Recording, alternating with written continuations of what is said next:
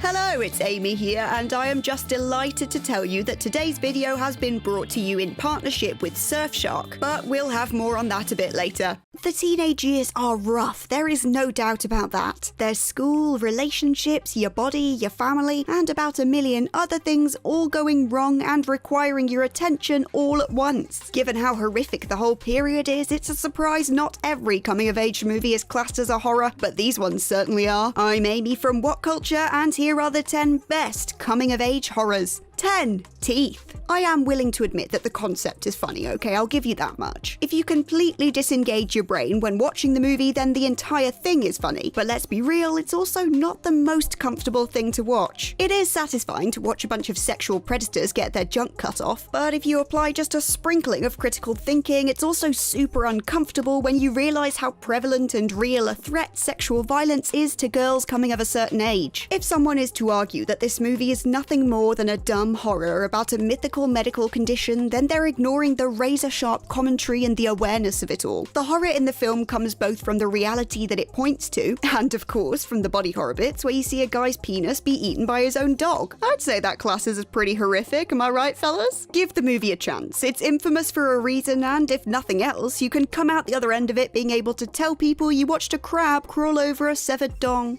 9. Carrie, 1976. Carrie is an infamous title amongst horror fans and general movie buffs alike, because aside from its overt horror elements, it draws on some aspects of high school life that people can find scarily relatable. Bullied and tormented by the mean girls and the jocks at school, young Carrie White is too shy and maladjusted to even find her own group of misfits to blend into. As is the case with many a troubled kid, her home life is less than ideal, with her hyper-religious mother making most days a living hell. Most people who know of the film will know of the fateful scene in which Carrie finally snaps, responding to her fellow students' cruelty with an act of such severity and power that it far exceeds anything they've ever done. Carrie's story speaks in some way to a lot of people who know all too well how horrible kids can be. Her outburst being a hyperbole of the table-turning response a lot of victimized teens wish they could have enacted. Not that I think we all wanted to blow up our schools, mind, I just mean more a strong and convincing talking to. Being equal parts thrilling and maddening, Carrie has earned its status amongst the horror classics for a good reason. 8. Society. The chances are that if you haven't seen this film in full, then A, your mental state is considerably better than those of us who have, and B, the only thing you know about it is that at one point a guy's own head comes out of his ass. There is frankly nothing I can say to make that fact not true. In spite of its hilariously wacky monster sequences towards the end, and maybe partially because of them, this film does deserve its place in the Horror Hall of Fame. It follows a teenage boy who suspects that his upper-class family is hiding something from him, and it follows all the ensuing chaos as he tries to uncover this. It's no somber, deadpan horror like a lot of the others on this list, but instead it takes a lighter approach to the trials of growing up and fitting in. Though things are taken to the extreme, it's self-aware enough that we shouldn't turn our noses up at it. It's an enjoyable film with some really funny moments and some unforgettable body horror, all mixed in with a healthy dose of teenage confusion. 7. We Are What We Are. Based on a 2010 Mexican film of the same name, We Are What We Are exceeded expectations on its release and was met with a host of great reviews. People were expecting another bad remake of a great foreign language film, a cynical bloodbath with mediocre performances and a trying plot. What they got was the exact opposite. Revolving around the Parker family, the film sees the family's two daughters struggle to take on the role of their recently deceased mother when it comes to their weird annual rituals. The rituals in question aren't your usual religious prayer circles or Eucharist. Instead, it's all-out cannibalism, when their father brings home a captive to feast on and the police interference threatens to blow the whole operation wide open. We see cracks begin to form in the family as the two young girls come into their own, despite the shadow of their family's history. It's bloody, it's horrific, but it's also well made and a good example of a tasteful cannibal movie, if you'll excuse the pun. In fact, if you get a chance, watch the original too and see which one you prefer. Now, as we mentioned, today's video is brought to you in partnership with Surfshark, who are our favourite VPN providers here at What Culture, because the last time we worked together, they let me do this. Howdy, partner. Want to watch new episodes of 90 Day Fiancé? By now, you've heard about the benefits of a virtual private network and how great they are in terms of allowing you to access your favourite shows and websites in other countries. But they're about so much more than that. Allow us to be serious for a moment. Did you know that some websites increase their prices based on your location and browsing history? Not with a VPN. Did you know when accessing public Wi-Fi, your confidential data can be accessed by malicious third parties? Not with a VPN. Did you know a lot of banks will immediately freeze your account if you attempt to access it from another country? An understandable precaution, but not with a VPN. Did you know that some countries are starting to ban things like Facebook and TikTok because they absolutely hate the idea of you having any fun? Not with a VPN, Donnie. I'll floss all damn day long if I want to. Well, thanks to Surfshark, you can be the master of your own digital destiny across unlimited devices thanks to the incredible offer we have with them. Simply click the link in the description and enter promo code WhatCulture for 83% off and 3 extra months for free. 83% off. If I removed 83% of my clothing, we wouldn't be able to put the video out. That's how much that is. And on that mental image, back to the video. 6. It 2017. Back before it was ever made into a movie, when it was just a humble novel, Stephen King made growing up and the teenage experience central to his story. Luckily, when the book was adapted, they took out one horribly misjudged scene that was meant to represent coming of age literally, and without it, trust me, the story still works perfectly. For those unfamiliar with the famous story of It and its central villain Pennywise, it essentially follows a group of misfit teenagers known as the Losers Club. After one of the teens' younger brothers goes missing, though we all know he's been got by Big Bad Pennywise, they embark on a journey to find him that quickly turns into something more. More than just another bloody, jump scare-filled horror, the filmmakers wanted it to be an homage to the teen experience. It draws on different ways in which people experience childhood, families, bullying, and growing up, at times making Pennywise seem almost a metaphor for what else is going on. Both funny and horrifying at times, this film is one of the highest-grossing R-rated flicks of all time, and when you watch it, you can really tell why.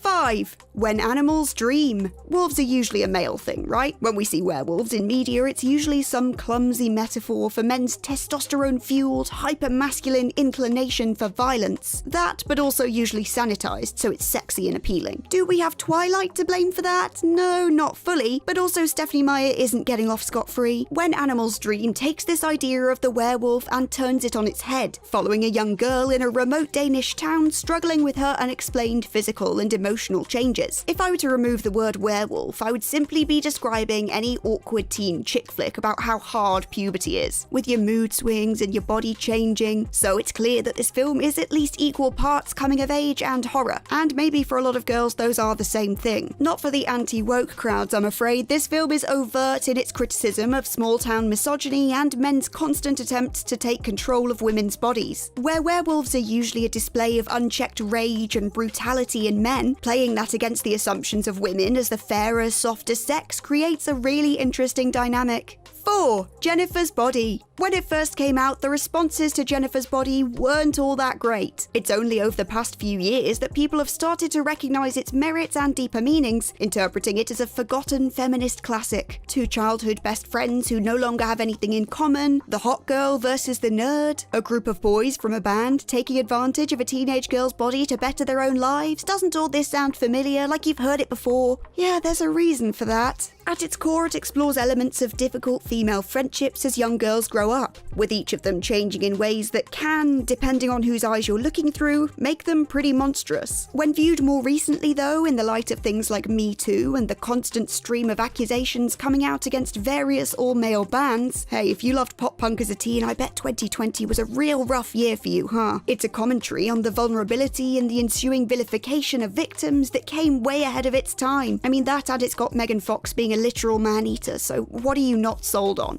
3. Super Dark Times. From the troubling relationships between teen girls, now we move on to roasting teen boys. And what better film to do that with than 2017's fittingly dark Super Dark Times? Taking a very different tone to the wholesome friendship groups we see in other horrors like It or It Follows, this movie looks at the competitive, strange, and sometimes toxic relationship between our two main men, Zach and Josh. In a room plastered with cutouts of half-naked women, the two boys come across an item that will ultimately cause the downfall of both their friendship and their respective mental states. As they both develop a crush on the same girl, the two of them try to hold back a terrible secret and their conflicting feelings towards each other and the world. The violence, both of the bloody kind and the more subtle sort, reeks of the boys will be boys paradigm, and these days is sure to be met with all sorts of analysis. It's an uncomfortable, unnerving portrait of the male teenage years and the problem of accountability that's sure to leave you reeling. 2. It Follows. Now, I'm not blaming you if you laughed when you first heard about the premise of It Follows, but since then I like to think we've all grown up a bit and we can see the deeper implications of it all. It Follows gave STD a whole new meaning, introducing the now infamous idea of the sexually transmitted demon. Once passed to you, you'll be relentlessly followed by an entity shape-shifting into all different appearances. If this entity manages to reach you physically, you're a goner. There are lots of different interpretations of what this film's trying to say. Some of the most prominent themes include the anxiety and danger around emergent sexuality and the formation and importance of teen friendships, which are both staples of the coming-of-age concept. The horror elements are perfectly crafted, with a constant sense of dread keeping you on the edge of your seat. The unbelievably unnerving appearance of the entity and its constant march towards the camera puts the audience in the same position as protagonist Jay, and that is just not somewhere you want to be.